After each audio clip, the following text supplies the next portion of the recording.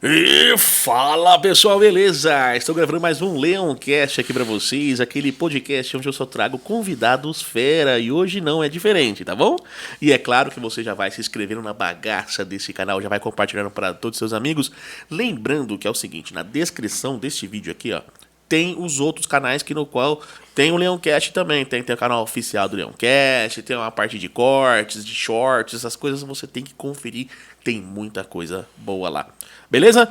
Se inscreveu? Botãozinho aqui embaixo, rápido, fácil e indolor. Não vai doer nada, cara. Não vai doer nada. Tenho certeza que você vai me ajudar nessa questão aí. Vamos fazer aquele jabazinho de sempre? Vamos fazer aquele eu recomendo? Olha só, a banda que eu recomendo hoje é essa aqui, ó. Banda Navigator, tá aqui pra vocês. Banda Navigator, uma banda lá de Sorocaba, ok? Pra falar a verdade, eu não sei como a banda está hoje. Tá? Eu não sei se eles continuaram, se eles gravaram este álbum e pararam. Eu não sei como está hoje. Eu sei que o tecladista está trabalhando bastante com a banda Soulspell, ok? Isso eu sei. Os demais eu não sei como eles estão, se separaram, se estão juntos, ainda não. Mas este álbum aqui, para vocês terem uma noção, é simplesmente perfeito, tá? Eles lançaram aí no ano de 2021, se não me engano, de forma digital, depois que eles lançaram de forma física, tá bom? Depois eles lançaram de forma física, mas este álbum aqui eu recomendo. Inclusive, se você entrar no YouTube e assistir o clipe da Ghost Town, tá? É um álbum assim, é uma música que parece um cinema, parece estar assistindo Piratas do Caribe, pra você ter uma noção. É fantástico, tá? Navigator pra vocês aí no merchandise de hoje. Eu vou deixar abertinho aqui pra vocês, né, ficar deliciando. Vocês deixarem aquela coisa maravilhosa, bonitinha. Pessoal, meu convidado de hoje nada mais, nada menos que quem? Renatinho Montanha! Como é que você tá? Cara, tô bem, querido. Cara, que voz aveludada é essa? Obrigado, são seus olhos. São meus olhos. Cara, satisfação tremenda estar aqui com você. Eu que agradeço, cara. Muito bom. Muito bom mesmo. Faz tempo que a gente não conversa, hein? Verdade. Cara, a última vez que a gente conversou foi quando? No 2019? Ao vivo? É, Ao vivo, mais ou menos, foi 2019, final de 2019. sim. Mais ou menos isso. O tempo passou, muita coisa aconteceu, Sim, tem bastante. novidades vindo. Com certeza. Eu estou arrepiado só de saber de novidades que estão vindo, mas enfim. Renato Montanha, para quem não sabe, baixista da banda Mais Trick, uma das bandas que eu mais gosto aí da face da minha terra, tá? Que eu vou confessar uma coisa aqui para vocês antes de começar a bater aquele papo nervoso com ele. Você sabe o que foi que eu fiz com o primeiro single da Mais Trick? Você não tem noção do que eu fiz? Não. Eu joguei fora. Ai, meu Deus do céu. Foi um pecado gigantesco que eu cometi. Vocês distribuíram esse single em vários lugares, Sim. né? E eu morava em Jales. Vocês distribuíram lá na Tiniti. E o Carlinhos da Tiniti, ele falou assim, cara, você que gosta bastante de Angra, você que gosta bastante de Xamã, de Power Metal, isso, aquilo, né? Até mesmo permeando ali um pouquinho pro progressivo, aquela coisa toda. Ouve essa banda aqui, uma banda de Rio Preto. Aí eu peguei assim, o single da Huck, né? Duas músicas. Vamos ver. Coloquei lá. Tá esse negócio aqui. Cara, não ouvi não. Aí quem diz, né? Depois do tempo passou, agora é uma banda que eu sou simplesmente fanzaço. O patrão, o baixo te escolheu ou você escolheu o baixo? E aí? Bem, o baixo me escolheu, cara. Porque assim, eu tô com 38 anos. Eu comecei a tocar baixo com 8. E antes eu queria tocar bateria porque meu pai era baterista. Meu pai tocou muitos anos bateria em um grupo de banda de baile, jazz. E aí eu ia numa igreja que estava dando aulas de baixo, bateria, guitarra, e eu me inscrevi na bateria. Só que eu cheguei atrasado, eu perdi a última vaga. Aí Nossa. só tinha vaga para contrabaixo, que não tinha ninguém inscrito. Só tinha vaga para mim. E o resto ninguém, mas não tinha nenhum nome. E aí eu peguei e falei, vou aprender baixo. Então, né, eu queria aprender a tocar alguma coisa, eu já tinha tentado tocar um pouco de teclado, não gostei.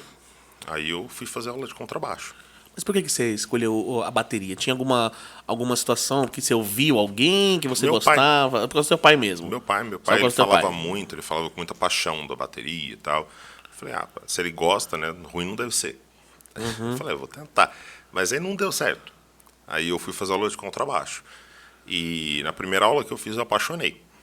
Assim, fiquei louco, vidrado. Você olhou assim e falou, pô, esse violão tá faltando 2 cordas. O que tá acontecendo com esse violão aqui? Tá? E o detalhe é que o cara que dava aula, ele dava aula com baixo de 5 cordas já. Ah, opa, já é uma Então coisa... já era uma coisa diferente. Aí você toca aquele cisão, Aham. sabe? Você vem aquele grave e você, opa, Nossa, eu passei uma vergonha uma vez tocando com baixo de 5 cordas. você inverteu tudo. Eu inverti tudo, eu pensava que a Mi era a primeira, era aqui, ó. Eu pensava que a Mizona tava aqui, ó. E o cara, tá errado. E eu aqui, ó, só tô aqui, ó.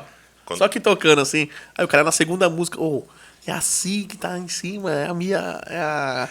Porque eu aprendi errado, pra falar a verdade. Eu sempre aprendi contar de cima pra baixo as cordas. Sim. Mas na realidade é o quê? É de de baixo. baixo pra cima. Eu sempre aprendi errado. Né? A gente até brinca, que eu dou aula há muito tempo. A gente fala que tem o jeito correto e o jeito didático. O jeito didático é a ordem que o olho bate. O jeito correto, a primeira corda é a corda mais aguda. Sim. Alto, agudo, baixo, grave. Mas só que aí eu falo sempre para meus alunos assim, ó, a gente tem o jeito correto, que é o jeito que você vai ver tablatura e tal, partitura, e o jeito didático, que é onde o olho bate. Aham. Então, alguns preferem fazer do jeito didático, porque senão buga o cérebro. Você fala, pega a primeira corda, o cara olha, vê aquela corda grave, ele buga, trava. Então eu falo, vamos usar o jeito didático. E aí depois que você viu isso, daí você começa a decorar nome de nota, aí já era. Aí já fica natural, sabe? Sim. Fica bem natural. Mas, cara, do baixo, quando eu peguei a quinta corda, o grave, toquei assim, eu falei, nossa, que da hora, que louco. Aí o cara falou, esse daí você acompanha o bumbo da bateria. Eu falei, como assim? Ele falou, o baixo você vai é a junção da bateria com guitarra e teclado. O baixo é a cola. Então você vai tocar as notas de uma guitarra com o ritmo da bateria. Aí eu falei, pô, então não é tão longe da bateria. Sim. E aí eu peguei gosto, cara. Eu falei, poxa, eu vou empolgar nisso daqui, vou estudar. Aí eu comecei a estudar usando o baixo dele e um violão. Aí o meu pai, ele pegou, só pra você ter noção como tô velho, nessa época foi a época que surgiu o Plano Real. Não, mas eu também tô velho, não posso falar nada. Não. Plano Real que é 94? Por aí. 94, mais ou menos. É. Foi com o Fernando Henrique Cardoso. Aí, quando surgiu o Plano Real, o meu pai, ele virou e falou assim, eu vou te comprar um contrabaixo. O teu professor falou que ele está indo viajar para os Estados Unidos, eu vou comprar um baixo. E ele comprou para mim um baixo da Washburn, americano, que na época custava $500, do 1 para 1. R$500, $500. Ok. E aí, quando ele foi comprar o baixo, ele ia comprar de 4 cordas, ele falou que na loja não tinha, só tinha de 4 cordas, o cara fez o mesmo preço para ele. Aí ele trouxe para mim esse baixo. Lembrando também que o salário mínimo era 100 e pouco, né? Mas mesmo assim era muito mais barato do que você comprar no Brasil e mas tal. também o salário mínimo era 100 e alguma coisa. Aí, cara, o meu pai, ele juntou muito dinheiro para comprar. Comprou, tal. Eu fiz acho que um mês de aula, eu quebrei o braço. Lutando judô. Ah, tá. Pensei que era o braço do baixo. Não, o meu braço. Você quebrou o seu braço. O meu lutando judô. E aí eu fiquei uns 2 meses com o braço engessado. E aí meio que eu desanimei de tocar. Braço direito ou esquerdo? O braço direito. Direito. Aí, Direito. aí eu fiquei meio desanimado de tocar, assim. E meio que parei por uns 2 meses. Só que eu vi que meu pai ficou chateado porque ele gastou um dinheiro que ele não tinha para me dar um contrabaixo. É justo. E aí eu falava assim, poxa, eu acho que é injusto isso com meu pai, porque ele podia ter usado o dinheiro para fazer coisa para ele. E ele deixou de fazer coisas dele para fazer para mim. Aí eu falei, quer saber do negócio? Eu vou voltar a fazer aula. Aí o cara não tava dando mais aula. Aí eu peguei, eu tinha um costume lá em casa, lavava prato, fazia algumas coisinhas, eu ganhava um trocadinho. Até o pessoal do bairro, a meninada do bairro, às vezes a gente se juntava para lavar quintal.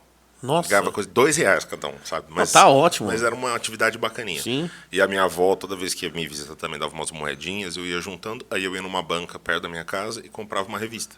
Tinha aquela revista Guitar, Baixo. Eu comprava revista assim. Tinha várias. Mas aí a primeira coisa que eu comprei, que um primo meu tinha me mostrado, Nirvana, o Nevermind. Aí eu achei uma fita cassete, fita de vídeo, na banca, com uma revista tal, com cifras de guitarra, não para baixo. E eu comprei aquilo lá, aí eu punha a fita, era um ao vivo do Nirvana.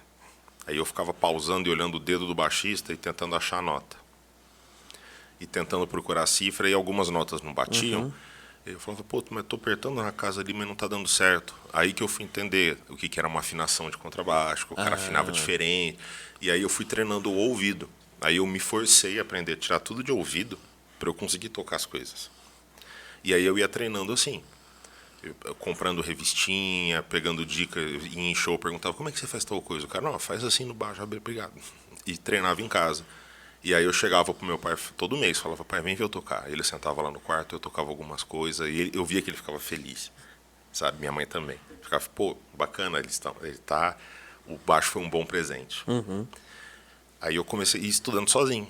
Aí comecei a ter banda. E aí eu, por exemplo, o Fábio Caldeira, o vocalista, ele estudou comigo na Copec desde 94, 92. Essa amizade com o Fábio já é coisa antiga já. É desde os meus 8 anos de idade. Já era desde os 8 anos já. Já conhecia o Fábio já. Já era da mesma sala ou da mesma escola? Mesma sala. Mesma sala. Mesma sala. E ele ia é que eu perdi. Eu tinha uma fita cassete, por exemplo, que tá eu e ele Banguelo, no meu aniversário de 9 anos. Nossa. Não tinha os dentes da frente, os dois. E hoje é conhecido como Príncipe, né? É o Príncipe. Hoje é o Príncipe. É o Príncipe. Não adianta. Fábio Caldeira, pra quem não sabe, ele é filho da Patrícia Pilar com Robert Plant. Tá? O Príncipe Fábio Caldeira. Sim, e eu conheço ele desde aquela época, né? Eu comecei a ter banda com ele desde aquela época, que ele tocava já violão, e eu tocava baixo, ele já cantava também, a gente brincava, arranhava, tentava fazer umas coisas, desde essa época. E foi uma paixão, assim, sabe?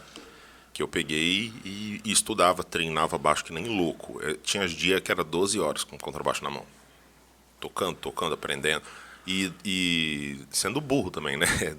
Dando murro em ponta de faca. Ah, mas... Que aí, depois, quando eu fui fazer a aula, o professor falou assim, pô, cara, você tá tocando de um jeito errado com a mão direita. E a corda tá muito alta, cara.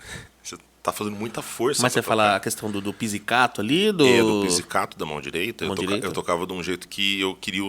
Eu escutava, pra mim o som era bom, eu tocava daquele jeito. Só que é um jeito que você pega na ponta do dedo e puxa a corda. Ah, tá. Só é muito movimento para pouca coisa. Então você cansa muito mais. E a mão esquerda, a corda era muito alta. Porque como eu puxava muito forte, ela tinha que estar alta. Sim. Então eu não ligava. E eu treinava com a corda super alta, tudo errado. Sabe? E aí eu comecei a ter muita dor. É. Veio todas as ites possíveis. Aí eu fui fazer aula com o Silvinho em Tanabi, que é um grande amigo meu. Ele pegou e falou, ó, sabe tudo que você aprendeu de mecânica, de técnica? Esquece, vamos aprender do zero, tá tudo errado. E deve ser difícil, né? Porque você vai tirar um vício. Eu demorei mais de um mês. Você vai tirar um vício que você tá ali naquela constância, fazendo o negócio, fazendo a situação, e de repente você vai, não, tá errado, vamos fazer tudo de novo, é assim que faz, aí de repente você tá fazendo certo e você cai no teu vício. Sim. Aí você, não, volta. Não, eu demorei mais de um mês, cara. Mas assim, como um bom teimoso, Assim. eu tentava até chegar no som que eu queria, porque eu sempre ia pelo meu ouvido, tinha que soar bem. Sim. Aí ele pegou e falou, não tá errado isso, mas você tem que soar bem sem ter dor. Tem que estar confortável e soando bem. E você já não trabalhava com metrônomo, por exemplo? Sim. Já trabalhava com metrônomo já? Já. Desde o começo eu treinava sempre com metrônomo. Sempre. E Acho que esse é o mal de todo músico, né? a gente tem medo de metrônomo. É. É porque assim, quem treinou na minha época fica meio traumatizado, Sim. aí quando entra em estúdio fica nervoso pra um caramba. Por quê? Porque o metrônomo ele é muito chato, ele te prende. Aí você, quando chega pra tocar outras coisas, dá aquela sensação que você tá sendo preso, tá sendo esmagado por alguma coisa. Aí o pessoal fala, não, eu quero tocar com feeling. Dá pra você tocar com feeling com o metrônomo. É só você ter um pouco menos de ódio no metrônomo que todo mundo tem. Mas o metrônomo, por exemplo, comigo, se você pôr um metrônomo agora, eu começo a falar no tempo. E aí me irrita. Ah, é? Já começa a fazer tum, tum, É tum. o subconsciente, cara. E aí você vai falando, e quando você percebe que você está falando na métrica do metrônomo, você fala, pelo amor de Deus, para o metrônomo. Aí de repente você fala, isso aqui tá em 97 BPM. Aí, ó. Em estúdio, assim, quando tá o cara ouvindo a bateria ou qualquer coisa sendo gravada com o metrônomo, você tá falando, eu espero parar, porque senão começa a falar no tempo do metrônomo, que é um vício de treinar em cima de metrônomo e tal. Aí eu fiquei um mês e pouco treinando para poder perder todos esses vícios. Aí ele pegou, eu fiz aula de como regular o contrabaixo, entender a anatomia do contrabaixo para você entender os porquês das coisas. Por que a corda ela pode ficar alta? Por que a corda pode ficar baixa? Porque tem gente que gosta de tocar com corda alta, mas tem um propósito para isso, sabe? O próprio Luiz Mariucci, ele na época do Xamã, no começo do Xamã, ele fez uma abordagem diferente do que ele fazia no Angra. Ele fez o quê? Ele subiu a altura das cordas, posicionou o baixo mais para baixo e sentava o sarrafo, mas do jeito correto. E aí o que acontece? Ele fazia menos solos e mais bases. Mas pela questão que tinha uma guitarra só? Às vezes? Pode ser isso também, mas ele veio com uma abordagem assim, eu vou tremer o palco.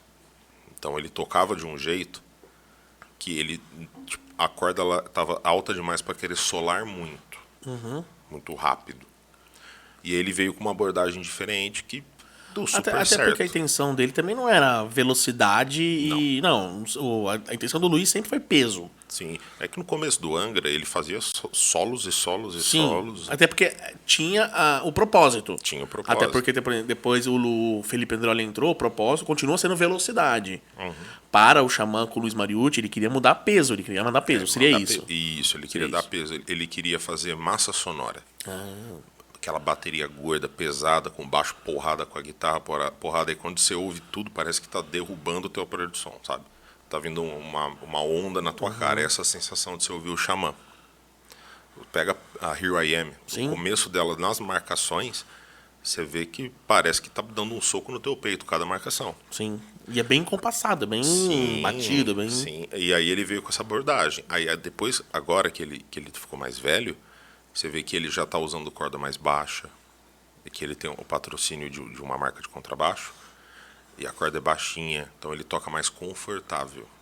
E ele pegou e falou que ele era teimoso, não, tem que usar corda mais grossa, tem que ser não sei o que, bababá. E agora ele percebeu que ele consegue tirar um som parecido com uma outra regulagem que fica mais anatômico. Isso daí é um BO que tem, cara, com o músico, do cara ele tentar ao máximo se adaptar ao instrumento. Só que às vezes você consegue fazer um instrumento se adaptar a você. Que é muito comum, que os americanos fazem muito. O braço é muito grosso, tem como deixar ele mais fino? O apoio do dedão aqui no comecinho do braço, ele está muito alto, tem como abaixar? E vai, lixa. Tem como abaular um pouco o corpo. Então eles fazem algumas modificações para ficar confortável, porque ele se adaptou o máximo que deu para o instrumento. Agora é a hora do instrumento se adapta para ele. Então ele sobe a altura do instrumento na correia, a altura da corda. No meu caso, por exemplo, tem uns contrabaixos que você pode posicionar a distância entre as cordas. Então, por exemplo, se você não é um cara que faz muito slap, técnica de bater com o dedão, você pode deixar as cordas um pouco mais juntas, que nem o John Mayang do Dream Theater. As cordas mas ele é um outro negócio. Ele tem um baixo de 5 cordas com 6 cordas dentro. A distância. É. Não, como é que é? Qual que foi o macete que ele fez? Os baixos que ele usava não tinha distância de corda, que ele podia deixar mais juntinho, porque ele não usa slap. E ele tem que fazer coisas absurdamente rápidas. Então o que ele pega? O braço de um baixo de 5 cordas e ele coloca uma ponte de 6 cordas, só que com um espaçamento reduzido. Então as cordas são mais pertinhas uma da outra. Exato, mas só que aí num braço de 5 tem 6 cordas. E elas cabem certinho, porque elas são mais próximas. Só que para quem vai fazer slap é horrível. Porque no caso do meu dedo, minha mão é gigante, não entra o dedo. Aí você não consegue encaixar o dedo para puxar. Então ele fez essa adaptação no baixo dele. E virou uma febre. Aí o meu contrabaixo, que é da marca Warwick, eu tenho a opção de fazer isso, mas sem ter que ficar trocando a peça inteira. Eu consigo no carrinho dele, da corda. Então, por exemplo, se eu gosto de fazer slap, eu deixo já as cordas um pouco mais abertas. Eu não quero tanto, eu posso deixar um pouco mais fechado. Mas aí nesse caso, por exemplo, vamos separar a situação de gravação para show. Para show. Tá? Gravação, você usa baixos diferentes para gravação. Eu quero deixar esse som mais desse jeito, eu quero deixar esse som mais desse jeito, essa música mais desse jeito. E no show, como é que você transporta tudo isso? Ou não? Não tem essa... Então, vai muito do baixista. Por exemplo, o que eu faço? Eu achei o timbre que eu gosto, eu consegui tirar um som que eu gosto e que os produtores que eu trabalhei gostam. E ele é um som que ele é neutro. É um som sempre forte, que é uma característica minha. Mas ele é meio neutro. Por quê? usando um pedal, alguma coisa do gênero, uma simulação de amplificador, eu consigo mudar um pouco o baixo para chegar num som mais aveludado, para uma música mais balada, e para um som mais porrada. Aí eu uso um pedal. Então eu toco de um som que ele puro, ele é bom. E ele te possibilita ir para um lado e para um outro. A única coisa que não tem é, por exemplo, vai tocar com aquele baixo fretless, que não tem traste. Aí você precisaria do baixo fretless para tocar. Sim. Aí eu optei em não usar no CD novo do Maestric fretless, para eu não ter problema de ficar levando vários instrumentos no show. É isso que é a questão, porque vocês têm essa situação também. Não é só o guitarrista que tem, às vezes, muita. Ou até mesmo Sim. pedaleira, simulação ali, alguma coisa. O baixista também tem. baixista Que também tem tem. a característica. Sim. E aí você procura um timbre que você consegue agradar os dois lados. Entende? E é claro, no setlist também, vocês vão organizar o setlist pra falar assim, ó, aqui eu vou precisar desse baixo, aqui eu vou precisar desse, aqui eu vou... Pra não ficar esse troca-troca toda hora, senão pra vocês Exatamente. sai ruim, né? Sai, é muita bagunça. Não dá muito certo, né? Ficar trocando toda hora. Não, aí não dá certo. Mas aí eu gosto de fazer dessa forma. Então, para gravar, eu procuro um timbre bom, que possibilite eu modificar ele para deixar mais porrada e menos porrada. Fantástico. Agora a pergunta, desde aquela época de escola, você falou do Fabinho, do nosso querido Príncipe, né? Vocês já tinham pretensão de montar uma banda já? Vocês dois ou não? Sim, Já. sim. E como é que surgiu essa ideia de montar a banda? E como é que surgiu posteriormente o Maestric? Eu sei que o Maestric era praticamente uma outra banda. Teve uma antes ainda. Sim. Teve algumas antes, uma, não lembro agora. Duas. Como é que surgiu essa ideia? Como é que foi esse decorrer dessa história? Bem, ó, desde o comecinho, tá? Eu e o Fábio, a gente tocava junto. Aí a gente falou, pô, vamos montar uma banda? Aí, vamos. Aí o Fábio tocava violão e tal. Aí tinha um amigo nosso, que ele ficava sempre andando com a gente. E ele não tocava nada. Aí tivemos a maravilhosa ideia de falar pra ele, toca a bateria no teclado pra nós, só pra gente poder... Bateria no teclado. Aquela que é programada lá, aquela programada. Tá. Aí a gente ia na garagem da minha casa. Ele pegava o violão, eu ligava o meu baixo. Aí a gente pegava um tecladinho da minha irmã. E aí a função dele era, ele apertava um botão que falava 1, 2, 3, 4. E aí ele tocava o bumbo com o dedo e a caixa com o outro. Ele tum, pá, tum, tum, pá. E começou assim. Aí a gente foi levando, mas só que a gente era muito criança, né? Então, tipo, ia mais na brincadeira do que na seriedade. Só que a gente sempre foi tocando junto, fazendo coisas assim.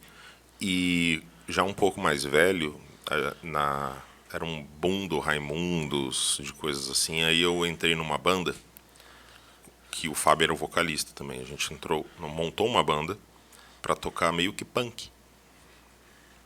E aí aconteceu o seguinte, a gente começou a ensaiar com baterista de verdade, com tudo. Chegamos a fazer a primeira apresentação na escola, na Copec, que a gente tocou Mulher de Fase do Raimundos. A diretora deve ter amado, né? Ixi, duro que ela gostou, viu? Adorou. A gente tocou Mulher de Fase do Raimundos e tal. E aí os dois outros integrantes da banda, que era um quarteto, eles viraram e falaram, a gente quer tirar o Fábio. Ô, louco. Aí eu falei, por quê? Ele foi porque o Fábio canta bem, a gente quer um cara punk, que não cante bem. A gente quer um cara mais desafinado, a gente quer um cara que fuja muito, porque o Fábio ele sempre foi muito afinado. Ele cantava bonito. Naquela época ele imitava o Renato Russo. Sabe? Ele imitava o Axl Rose. Imitava assim, perfeito. Ele cantava muito bem. Ele não cantava metal na época, mas ele cantava absurdamente bem. E os caras queriam um cara mais podreira. Aí eu falei que eu não queria. E os dois falaram que queriam. Aí fizeram uma votação, é óbvio que os dois ganharam, aí eles tiraram o Fábio da banda. Sabe? E o Fábio não votava? Fábio, eu não quero votar, eu não quero sair da banda. Não, se tivesse isso daí era bom. Aí tinha que ter o voto de fica Minerva. 2-2, né? Ia ter que ter o voto de Minerva de alguém. Mas aí ele saiu da banda e tal. E depois de uns anos ele montou uma banda de metal já, chamada Helpers. E ele tocou numa apresentação na minha escola, mas aí eles já faziam shows pela região com essa Helpers. E eu com aquela banda punk. E um dia o baixista teve um problema que saiu da banda. Isso daí eu tava com 17 anos, 16 para 17. Aí o Fábio ele me ligou, eu tava em férias na casa da minha avó em São Paulo. Ele me ligou, falou assim, o baixista saiu da banda, você topa fazer um teste? Eu falei, topo. que eu preciso do teste? Eu vou te passar uma lista de músicas, você tira, tá? Se precisar, eu te empresto os CDs aqui pra você ouvir. Você tira e você vai no ensaio e toca com a gente essas músicas. Ok. Aí o guitarrista da época veio em contato comigo e passou tudo que ele queria. Eu nunca tocava metal. Não tinha tocado metal. Eu tocava Ratos de Porão, no máximo um Sepultura. E eu nunca usei palheta porque minha mão é muito grande, a palheta cai fácil. Então eu me forcei a tocar sempre no dedo, tudo. Até os punk rock mais rápido. E aí o cara me passou uma lista. A lista era o Angels Cry na íntegra. Na íntegra. Angels Cry na íntegra. O Keeper of a Seven Keys, parte 1, na íntegra. O Keeper 2. O CD que tem a Push, que me fugiu o nome agora.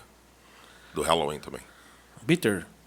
Eu não lembro. Não, Bitter. Eu não lembro. Não me recordo o nome. Tem uma bruxa na É a bruxa, capa, a bruxa. no caldeirão. Esse CD na íntegra. E um do episódio. Tudo na íntegra. Aí eu tinha, 3 semanas. Se vira. Se vira. Aí, graças a Deus, na época, minha mãe, ela conseguia que eu só estudasse. Eu não precisava estudar e trabalhar. Então, eu estudava de manhã, chegava em casa, meio-dia, almoçava, treinava até 1, 2 da manhã. Sim, direto. Parava só para jantar e ir no banheiro. E ficava. Fiquei uns 3 semanas assim. Tirei. Só que 2 músicas tinha uma técnica de tapping que eu não sabia nem a existência dela. Tá? Porque nesse meio tempo eu não tinha feito aula com o cara lá de Tanabi ainda. Eu fui fazer quando eu entrei na banda. Uma era Carry On.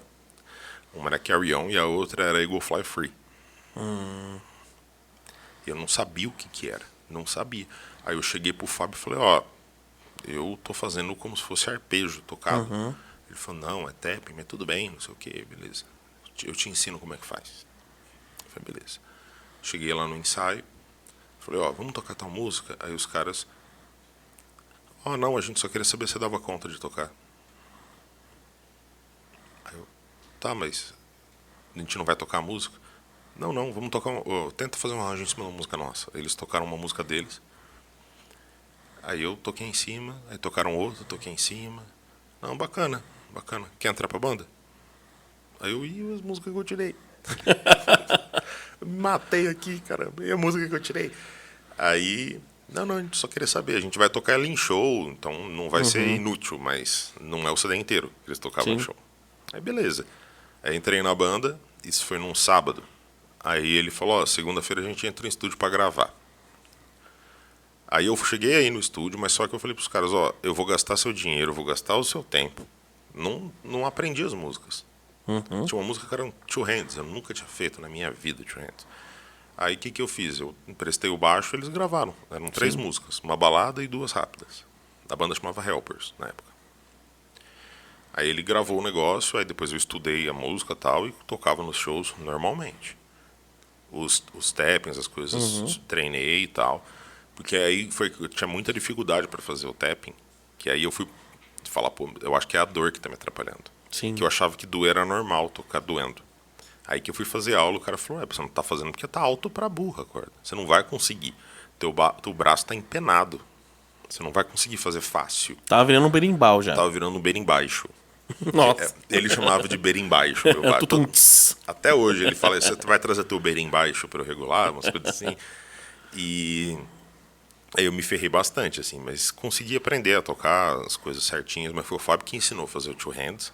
Aí depois eu fui começando a estudar, comprava curso, e fui estudando, fui me aprofundando nos estudos.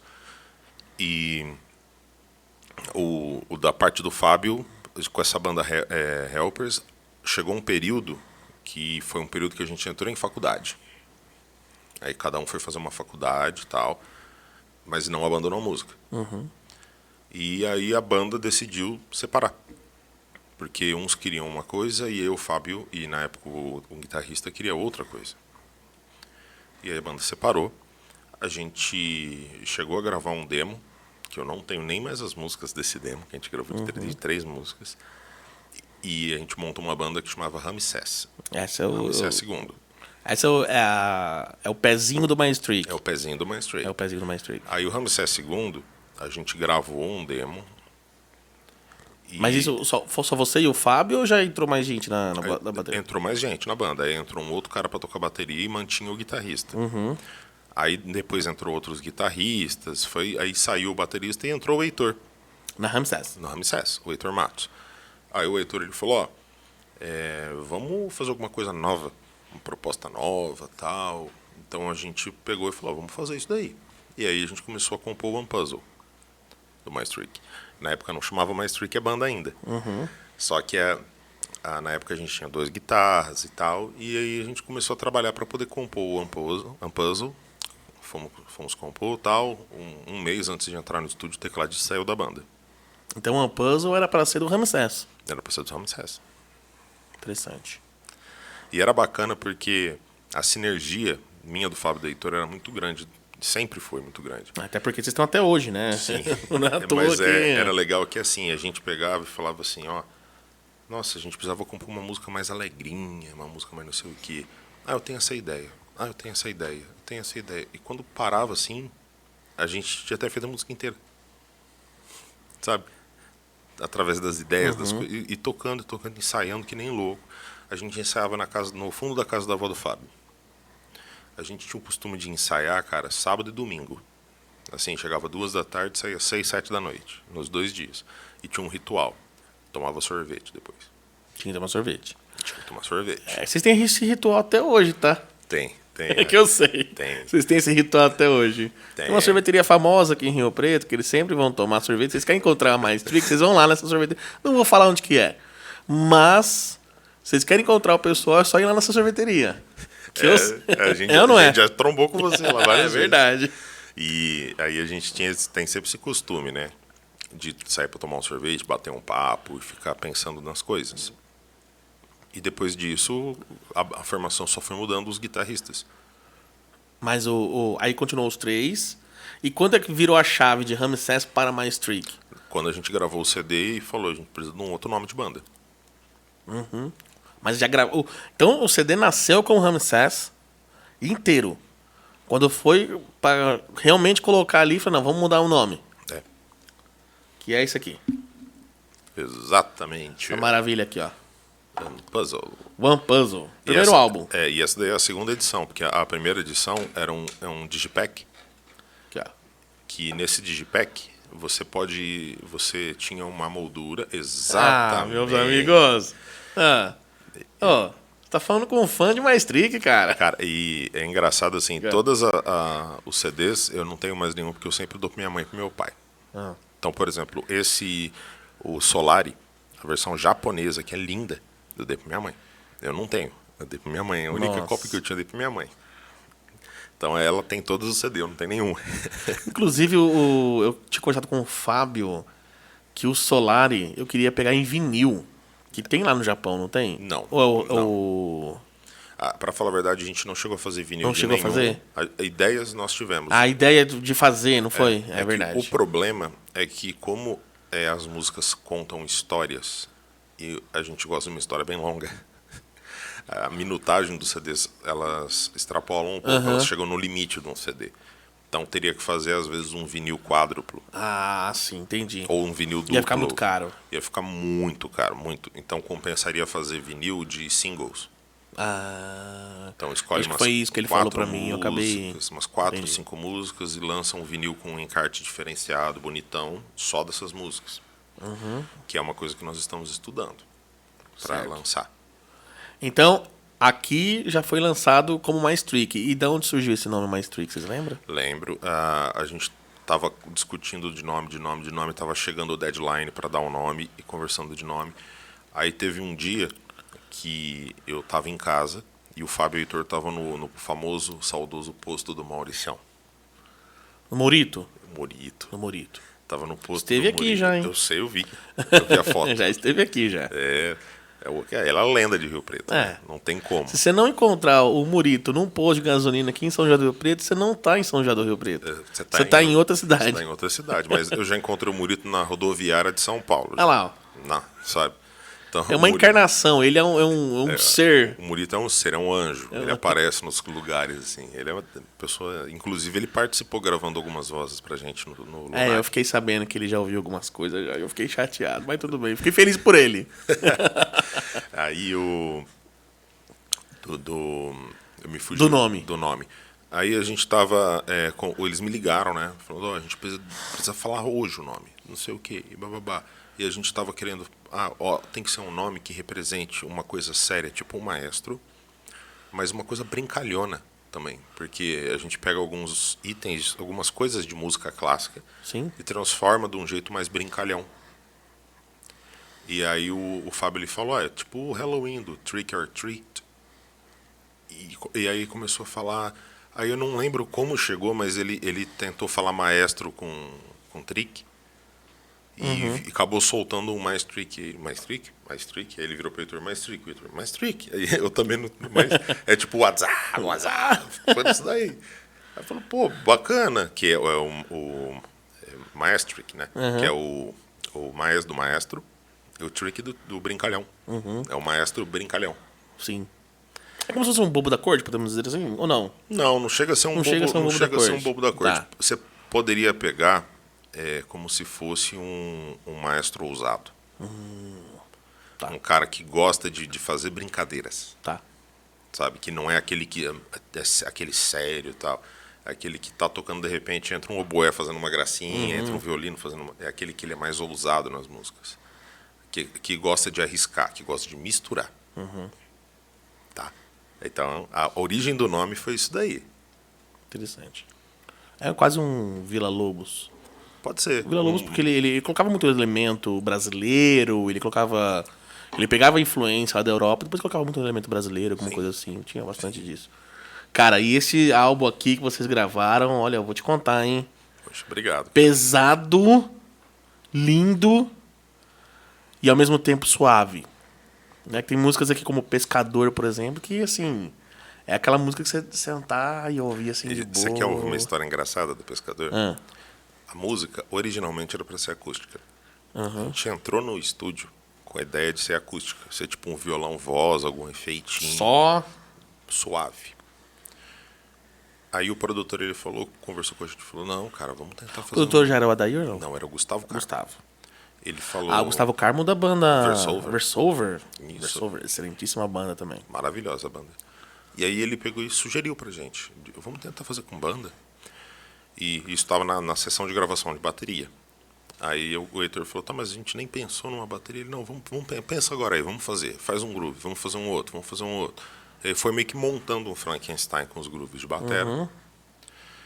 E aí, nessa música, inclusive, eu toco um baixo fretless. Ela começa com pam, bum. É um baixo fretless isso.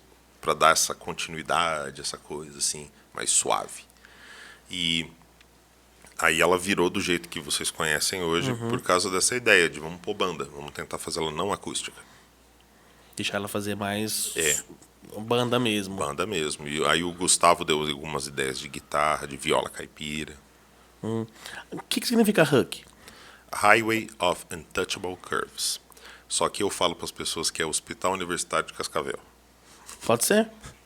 Pode ser. Pode ser. Pergunta, fala Hospital Universitário de Cascavel.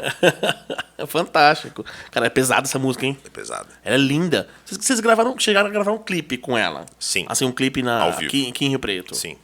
Foi um festival que vocês... Foi um festival que tinha um Humberto Gessinger como headliner. A gente gravou no festival lá.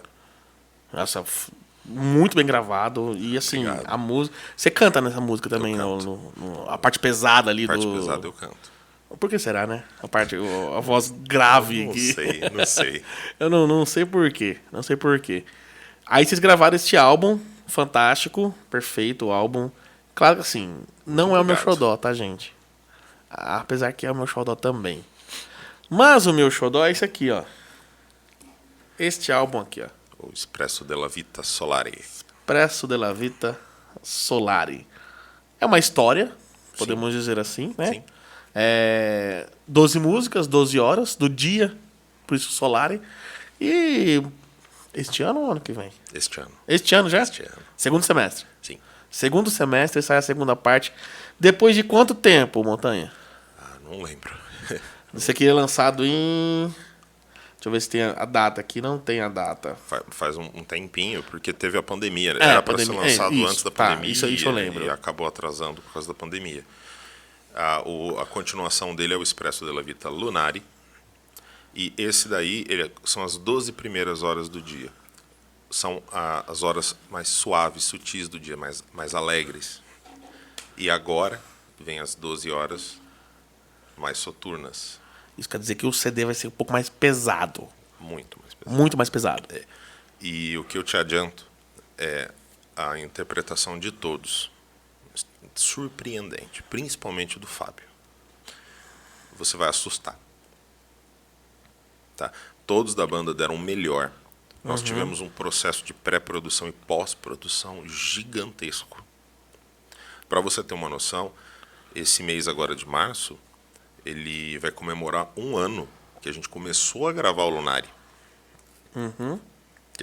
Porque a gravação do Lunari, ela foi composta e auxiliada com uma bênção que foi o nascimento da filha do Heitor, a Agatha. Ele foi para o estúdio com a mulher dele prestes a dar luz. Então, foi um processo de gravação que eu ficava com o celular do lado, para se ela falar, vai nascer, eu pegar o Heitor pelo braço, levar... E corre. Porque a gente estava em Araraquara. Ah, E pegar o Heitor e vamos chegar o mais rápido possível para Rio Preto. sim. E esse foi o processo de gravação. Eu fiquei de babá lá para se der alguma coisa, vamos correndo. Aí a Agatha, como é uma menina muito boazinha, ela esperou. Aí ele voltou, aí deu um tempinho e nasceu. Mas assim, foi um processo muito gostoso de gravação. E a gente trabalhou muito, tá? O Guilherme participou ativamente das coisas, com ideias maravilhosas.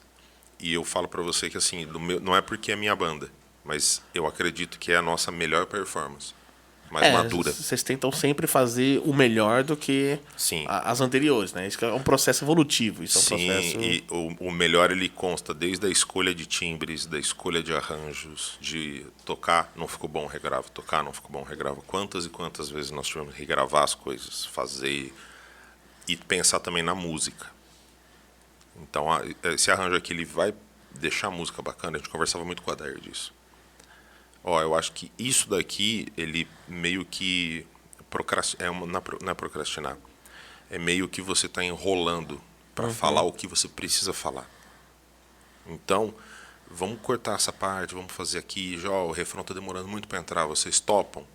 E esse é um processo que é doloroso para o músico. Por quê? Quando você compõe uma coisa, você como artista, se você faz uma arte, um desenho, alguma coisa, e alguém pega, não, faz isso, muda isso, você fica, poxa, mas dediquei tanto tempo nisso para esse cara que me viu agora dando pitaco. Aí eu peguei, eu não, a banda conversamos bastante com a Daíra, aí o Adair falava e a gente trabalhou esse lado de, tá, vamos pensar para música.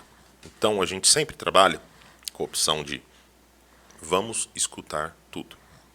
Não existe ideia ruim, existe ideia não testada. Então, vamos fazer tal loucura? Vamos fazer, vamos ver como é que fica. Aí faz, ouve, não ficou bom, deleta, vamos fazer outra coisa, parte para outra coisa. Então a gente deixou meio que o ego de lado para poder trabalhar essas coisas, sabe? Então, essa parte aqui tem um solo muito grande, vamos diminuir o solo. Essa parte aqui, eu acho que não precisa ter essa ponte. Vamos tirar e vamos ver como é que fica. Aí escuta, não ficou bom. Então o Adair trabalhou bastante com a gente essa parte. De você desapegar de algumas coisas para o bem maior. E esses cacos, podemos dizer assim, né? Essas tiradas ou essas coisas que colocam, alguma coisa assim. Você acha que vira lançar algo, tipo... Pode ser digital mesmo, das ideias de como seria o álbum ou não? Acho que não, deixa só o álbum do jeito que é mesmo e pronto. Então, nós estamos pensando em algumas coisas que em breve vamos lançar uma novidade do Maestric. Vamos lançar uma novidade, tá? E dentre elas vão ter alguns bônus. E legal. Estamos vendo a possibilidade de soltar as versões sem os cortes, sem estar mixada também, né? A versão Sim, crua, isso de lançar um e-book com a partitura de contrabaixo, guitarra, legal. de bateria de todas as músicas, ou de pelo menos dos singles. Então tem alguns bônus que nós vamos montar, estamos em processo. E muito em breve vamos falar sobre isso. É uma coisa que eu queria conversar depois. Pra falar a verdade, eu quero o Fábio Caldeira aqui para responder depois dessa pergunta, tá?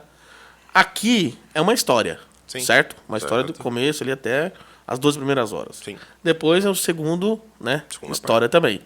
Pô, podia sair um livro também, né? Será? Não sei. Olha, tô chutando. Tô chutando. Será que eu posso acertar o gol? Será? Não sei. A ideia é quanto mais material, melhor, né? Sim, claro. Quanto E mais. nós estamos em processo de viabilizar tudo isso. Vai ficar legal. Aí depois lançar um negócio, os dois juntos, aquela coisa bacana. Exato. Olha aí, ó, eu tô acertando tudo já. Ai, meu Deus do Eu céu. tô acertando tudo. E olha que ninguém me falou nada, hein? É que assim, eu tô vendo muitas bandas fazendo isso. E acho que isso é interessante também fazer. É interessante. Porque, assim, no ponto de vista comercial, Comercial. isso é uma coisa que eu já vi acontecer. Do show, o cara fala assim, não vou comprar o CD porque eu não tenho nem onde pôr pra ouvir. Porque eu não uso mais CD. Sim. Então, a possibilidade de você fazer um encarte no formato de um livro e que tem o mesmo preço de um CD com alguns bônus a mais, pro cara, não vou levar o CD, mas eu vou levar o encarte, mas com algumas coisas que compensa. Porque, querendo ou não, muita gente gosta de ouvir música e acompanhando a letra, folheando, tendo o toque do papel na mão. Aí você acrescenta umas imagens, alguns depoimentos, alguma coisa para ficar interessante, agregar valor e para ficar no mesmo preço. Aí a pessoa tem a opção de comprar o disco ou de comprar um e-book. O e-book não, o book. Eu compro o book e ouve, por exemplo, nas plataformas digitais e tá ali acompanhando também. Exatamente. Então são opções que nós estamos analisando. Estamos estudando também o mercado para ver o que é bom. Porque eu acredito que é interessante você dar opção para o fã. Sim, Para ele ter uma opção do que ele quer comprar. certo. Você fala que segundo semestre agora já sai. É. E planos depois, ou montanha? Planos para a montanha para frente? Lançar o álbum e cair na estrada. Lançar o álbum, nós vamos fazer clipes muito bem feitos. Fora os clipes, pegar começar a movimentar mais nossas mídias sociais.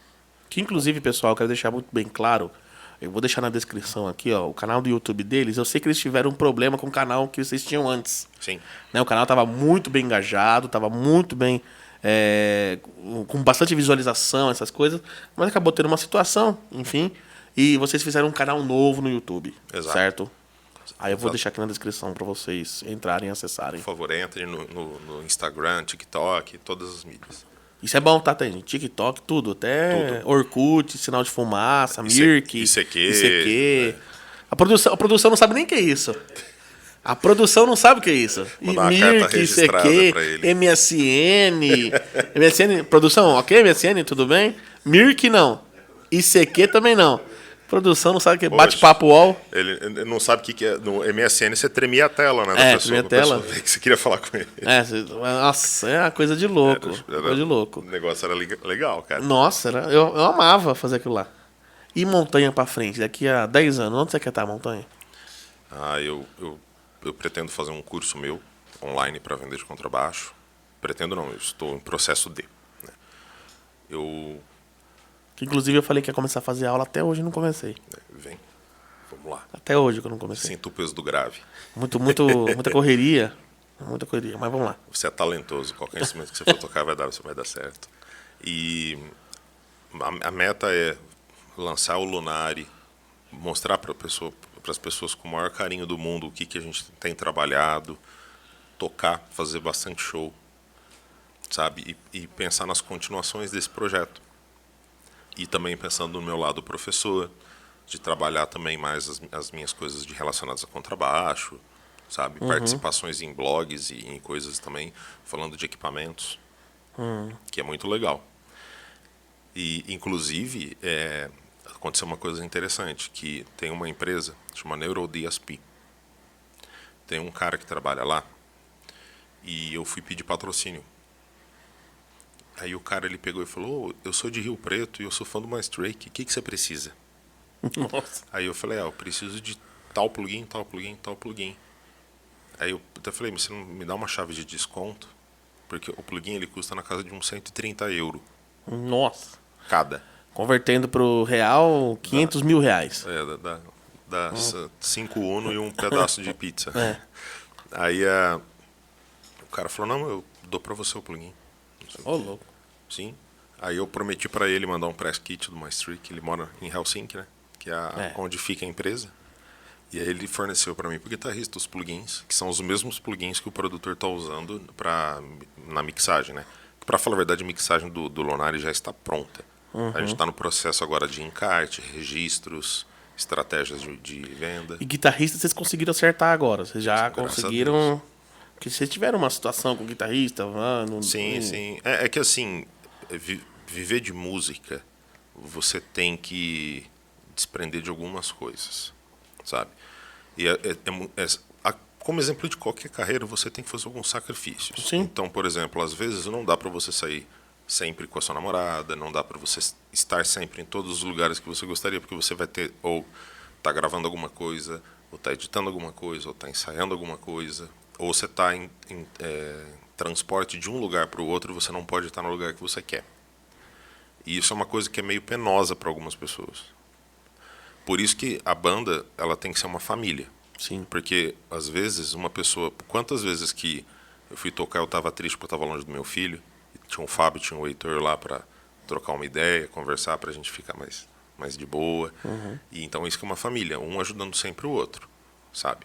O Heitor estava gravando lá, ele sabia que ele tinha todo o amparo da banda, se qualquer coisa que acontecesse com a mulher dele, a gente estava lá para ele.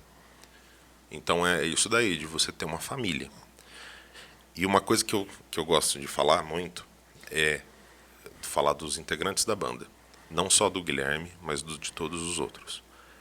Que, na minha opinião, quando você tem uma banda, você tem que ter o amor com os seus integrantes e tá na situação que você pensa assim, pô, eu tô tocando com o melhor cara do mundo no instrumento.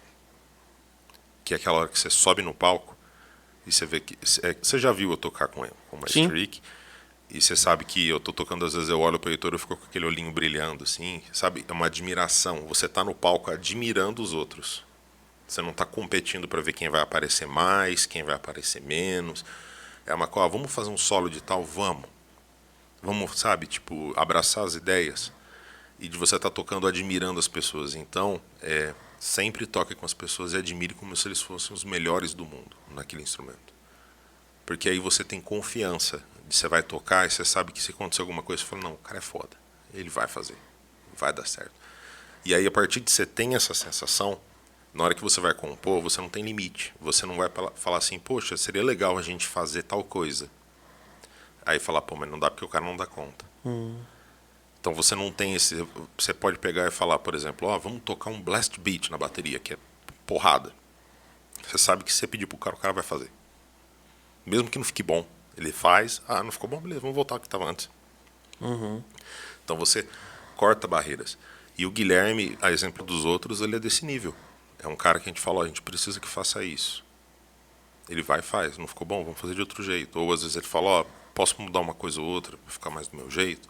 Isso para todo mundo, cara. O vira e mexe, o Heitor fala, não, tenta fazer tal coisa no baixo. Eu faço, eu falo, ó, é que minha linguagem não é essa, mas vamos tentar achar um meio termo. Então, de você ter essa admiração com seus parceiros. Fica tudo mais fácil quando você admira e entra como uma família com a galera. Com toda certeza. Com Sabe? toda certeza. Isso que é divertido. Montanha, estamos quase chegando ao fim já. É um papo rápido, tá? 3 baixistas que você admira, que você leva aí pro teu coraçãozinho sempre e que você gosta. Sim. O primeiro é o Luiz Mariucci. Eu falei isso pessoalmente para ele. Eu sou um fã assim, gigante do serviço dele, de tudo que ele prestou para a música. O segundo é o Billy Sheehan, do Mr. Big, do Winner Dogs. E o terceiro é o Duca Tambasco, do Oficina G3. Nossa, Duca Tambasco. O Duca Tambasco é a minha infância. Como eu aprendi a tocar baixo na igreja, aí você falava, não, eu gosto de rock. O cara falou, ó, essa banda aqui é da hora, hein? Aí você escuta a Oficina G3. Porque a Oficina G3 foi uma das que estourou, assim, Sim. de rock mesmo. Evangélico, mas rock. E eu escuto até hoje muito o serviço dele, acompanho o canal dele do YouTube e tal.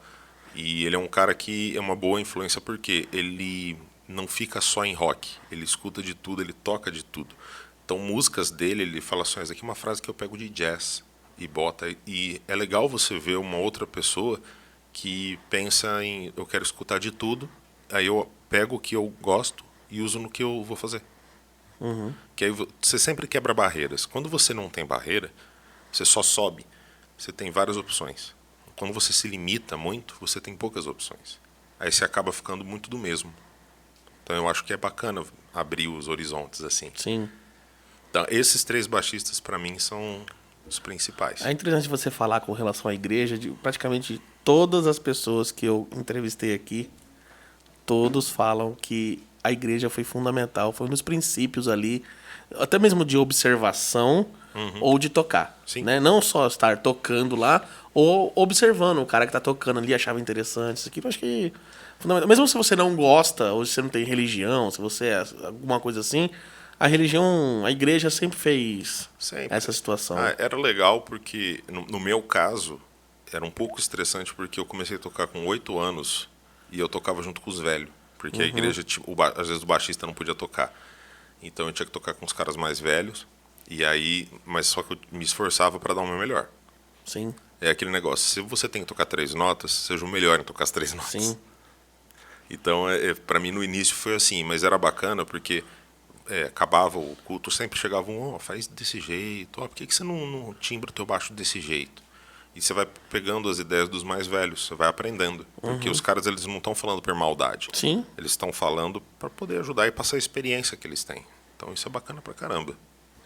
Agora, olhando para aquela câmera ali, ó, a câmera da verdade. Oi. Deixa as suas considerações finais, fala o que você quiser falar aí, fazer teu merchan, qualquer coisa aí, vender seu Jequiti, sei lá, faz aí o que você quiser. Bem, obrigado pro Ederson. Eu sou muito fã teu. Adoro o teu trabalho. Adoro conversar com você. É maravilhoso. Me sigam nas redes sociais, o @Renato Montanha Oficial, tá? No Instagram. Acompanhem o Maestric, sigam o Maestric em todas as mídias sociais, que nós soltaremos notícias em breve, bem legais, do nosso futuro que está por vir, tá? Em breve, o Expresso della Vita Lunari vai chegar no ouvido de todo mundo e eu espero que vocês gostem, porque nós fizemos com o maior carinho que existe. Demos literalmente a vida em cima desse disco. Muito obrigado a todos mesmo. E é isso, pessoal. Estamos chegando mais uma vez ao fim aqui, certo? Lembrando o Leoncast, aí você pode sempre acompanhar nas redes sociais. Tá em tudo que é lugar. TikTok, só não tá no Orkut, porque o Orkut tá ruim ali, mas sabia que existe Orkut ainda? Voltou, né? Voltou o Orkut. Voltou aquela coisa de antigamente, os depoimentos, era melhor antigamente. Mas tudo bem. Mais legal. Tá? Voltou aí essas redes sociais, mas tá em tudo que é rede social. É só você procurar Leoncast, aí você vai achar nas redes sociais.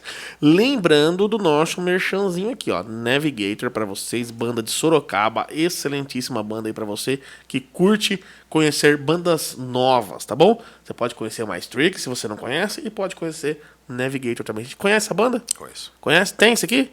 Eu não, Não? não. Então tá, presente pra você. Presente, aí sim, hein? Navigator, excelentíssimo álbum da banda Navigator, o primeiro e único por enquanto, auto-intitulado. Tenho certeza que você vai gostar, beleza? Então é isso, pessoal, muitíssimo obrigado, até a próxima, valeu, fui!